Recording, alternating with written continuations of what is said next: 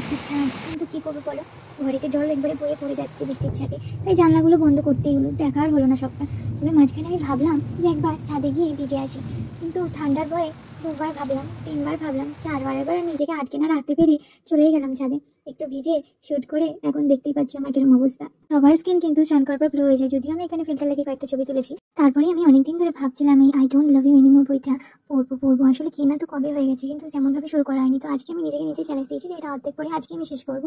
তো তাই তোমরা দেখতেই পাচ্ছ কি হারে আমি সবকিছু একেবারে মন দিয়ে পড়ছি। এত হয়তো আমি আমার সিলেবাসে পড়াও পড়ি না, কিন্তু তবু এই বইটা সত্যি মানে মন জিতে নেওয়ার মতো বই। আমি পড়েছি, আমার খুব ভালো লেগেছে। আর শুধু ভাব না, আমি পুরোটা পড়েই শেষ করে তারপরেই দেখছি আবার একটু রোদ উঠেছিল, তো আমার মিশো থেকে কেনা কিছু ফুল গাছের বীজ রয়েছিল, যেরকম হচ্ছে অ্যাস্টেড আর সানফ্লাওয়ার। তো আমি ভাবলাম কেননা সেগুলো একটু লাগিয়ে দিই। তো দেখতেই পারবে যে আমি এখানে কীভাবে একটা টবের মধ্যে শুধুমাত্র গাছ ওঠানো অব্দি তাই আমি লাগিয়েছি। সেটা হচ্ছে সানফ্লাওয়ার বীজ, যেটা আমি লাগিয়ে দিচ্ছি এখন। ভালো করে প্রথমে মাটিটাকে করে নেবো, একটু হালকা হালকা ভেজা করে নেবো, বেশি ভেজাবো না। ওখানে যদি